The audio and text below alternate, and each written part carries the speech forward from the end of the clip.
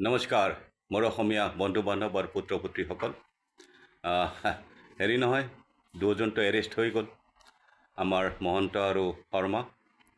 এতিয়া এটা দিন থাকিলেও পূজা ভালে ভালে যাব আৰু হয় না, অলপ শান্তি পাইছোঁ। আপোনালোকৰো তেনেকুৱাই লাগিছে নিশ্চয়। কিন্তু কথা হ'ল কি, প্ৰথমতে আমাৰ ৰাইজৰ ডিমাণ্ড আছিলে তেওঁলোকক এৰেষ্ট কৰা হওক। চৰকাৰক বহুতে ক'লে যে চৰকাৰে লুকাই ৰাখিছে আমুক তামুক।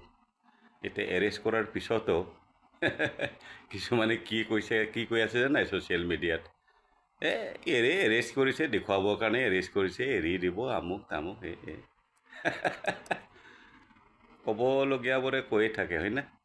আৰু কেইজনমান আমাৰ ৰাজনীতিক নেতা আছে নহয়, চান্স পালে, সুবিধা পালে নেপাল, বাংলাদেশ, শ্ৰীলংকা, জেনজি সেইবোৰ কথা কয়, চেষ্টা কৰে। তাহাঁতে জানে তাহাঁতৰ ফলোৱাৰ্ছ নাই, তাহাঁতক কোনেও ফ'ল' নকৰে। ফ'ল' কৰা হয়তো আছে, কেইটামান আছে হয়তো, এইকেইটাইতো আৰু জেনজি নহ'ব নহয়।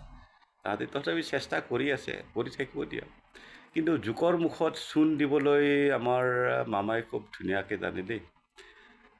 এৰেষ্টে কৰি দিলে নহয়, বৰ জেনজিৰ প্লেন কৰি থাকোঁতে এতিয়া আকৌ বা কি এই জেনজিবিলাকে বা আকৌ কি আনে। এনেও আজি অলপ হাঁহিছোঁ, ভাল লাগিছে। এৰেষ্টটো হ'ল কমেও। Thank you so much, ladies and gentlemen, boys and girls.